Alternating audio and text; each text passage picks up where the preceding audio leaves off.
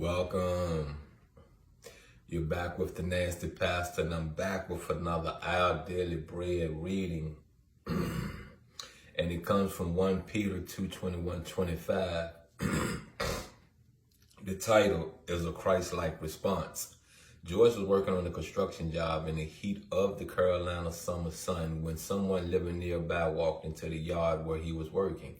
Clearly angry, the neighbor began to curse and criticize everything about the project and how it was being done. George received the verbal blows without response until the angry neighbor stopped yelling. Then he gently responded, "You have had a really hard day, haven't you?" Suddenly the angry neighbor's face softened. His head dipped and he said, "I'm sorry for the way I spoke to you." George's kindness had diffused the neighbor's wrath. There are times when we want to strike back, to give abuse for abuse and assault for insult. What George modeled instead was a kindness seen most perfectly in the way Jesus bore the consequences of our sins. When he heard of their insults at him, he did not retaliate. When he suffered, he made no threats. Instead, he entrusted himself to him who judges justly. All of us will face moments when we're misunderstood, misrepresented, or attacked. We may want to respond in kind, but the heart of Jesus calls us to be kind, to pursue peace and display understanding. As he enables us today, perhaps God could use us to bless someone enduring a hard day. Peep this out, right? I went through some turmoil yesterday, and I think I, handled it right well. I went to take care of some things at the SSA building, and I've been in front of this I guess I'm gonna call them little clerical clerks, window tellers, window data entry, window admins, you know what I mean? And it's always some attitude, some friction, right? So clearly I'm reading to you the truth. Clearly the lady standing beside you either backing you or listening to how you're going to handle this. Now, if you clearly read the paper, it tells you the error been made. But because you want to stand on your toes and prove that you right, or stand on your toes to prove that someone else, is right, which makes you a minion. You got what I'm saying? Which makes you a minion. I just, after the second attempt, I just say, something, you're right. Gathered all my information, said, let me just go over here, get an envelope, and figure the red box to put it in. So the response this woman probably was looking for, because whoever the lady behind her was had to be a supervisor or something. So the response they were looking for, or the response they have already lied to that lady about me, you got what I'm saying, about me, they didn't get. You feel me?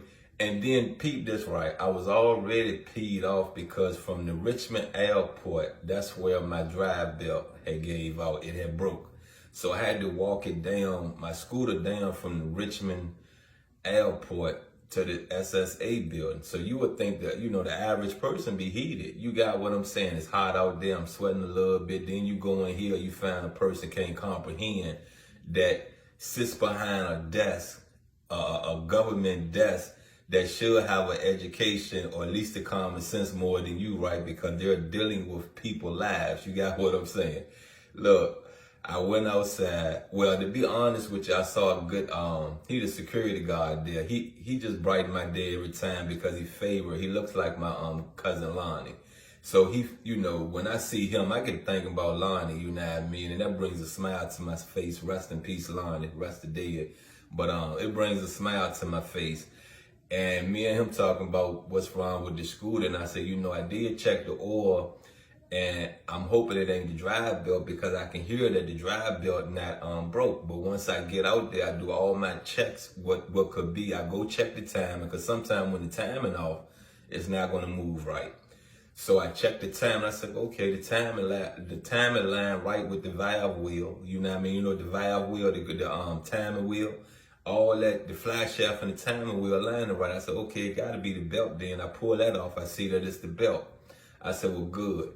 At least I know how to put it on. I'm still in the Social Security SSA parking lot. First thing I said, at least I know how to put it on. I know the belt not going to cost that much.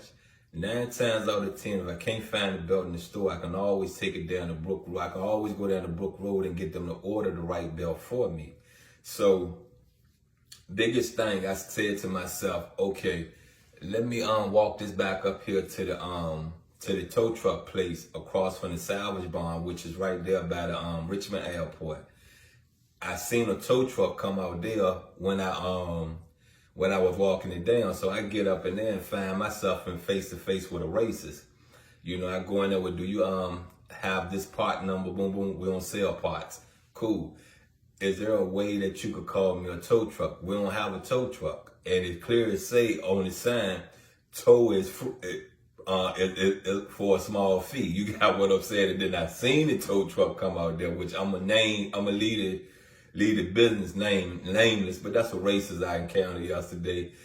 I was getting ready, you know, out of everything that I went through before, I was getting ready, you know what I mean, curse dude outright, tell him he a liar, but I said, you know something, let this racist die in his moment. You feel what I'm saying? So I walked out, looked to my left, I said, you know something, let me go down here.